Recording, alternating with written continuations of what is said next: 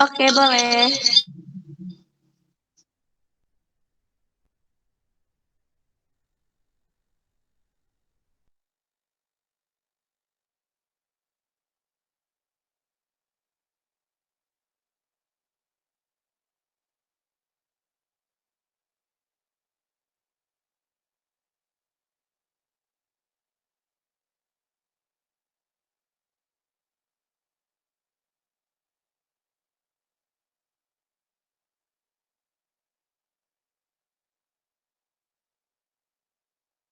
Sebentar.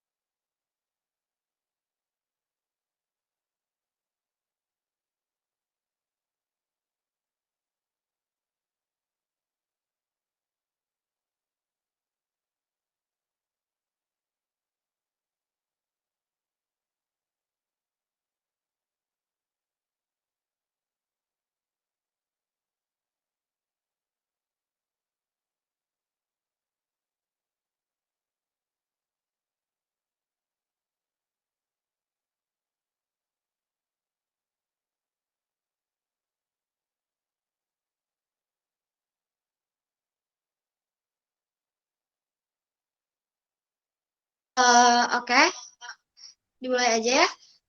Assalamualaikum warahmatullahi wabarakatuh. Selamat siang teman-teman semua. Salam sejahtera untuk kita semua. Perkenalkan, saya Nirmala Megasari absen 27 dan rekan saya Dityanisha Syarif absen 5 yang akan memimpin presentasi dari kelompok kami yaitu kelompok 3 yang bertentang kolaborasi antar budaya di Indonesia. Nah, sebelum itu izinkan kami memperkenalkan anggota kelompok kami. Yang pertama itu ada Anwar Arofa, absen 3, ada Dityanisha, absen 5, ada Farel Dwi Saputra, absen 10, ada Iqbal, absen 14, ada Muhammad Nuzmi, absen 22, dan Nabila Zahra, absen 24, dan terakhir saya, Nirmala Megasari, absen 27. Oke, makasih Nirmala. Kita lanjut langsung ke materinya. Pertama, kita akan ngebahas tentang latar belakang.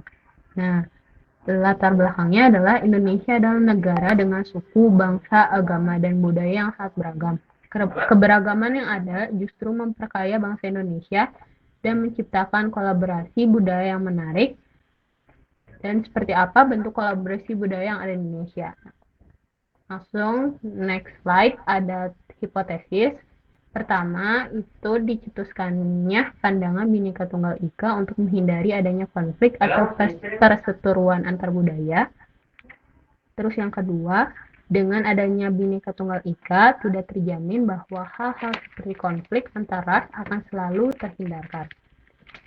Next, kita akan masuk ke definisi.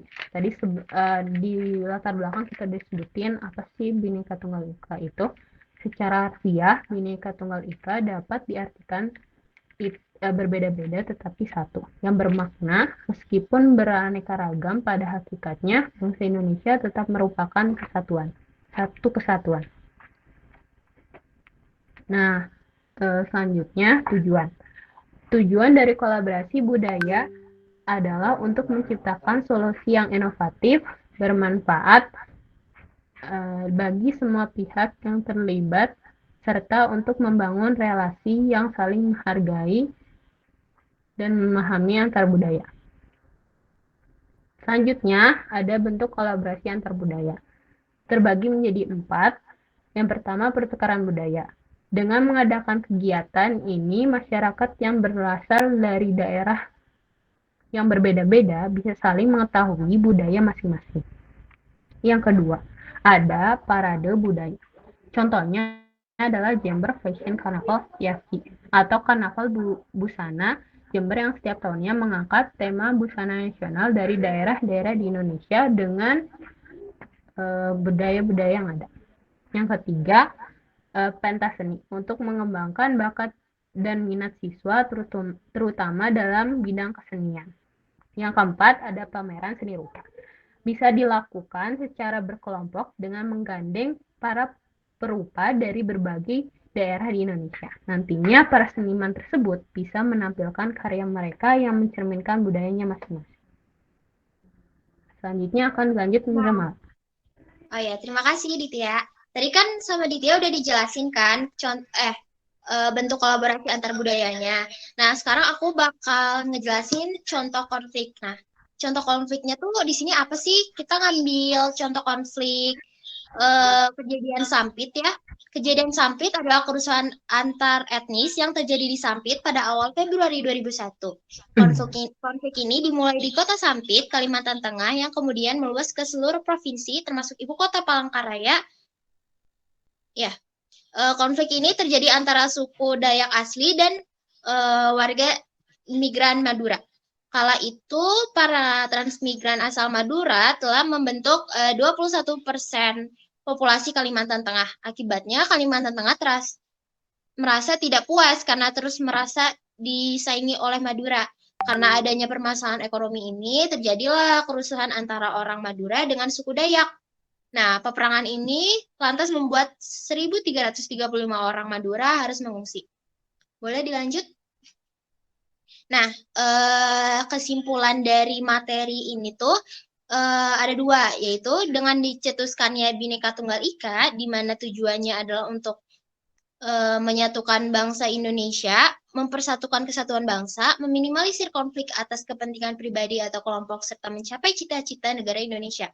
Nah, yang kedua, dengan adanya perbedaan, justru ada dampak negatif yang dapat dirasakan, seperti prasangka yang diperlihatkan satu kelompok masyarakat ke kelompok masyarakat lainnya.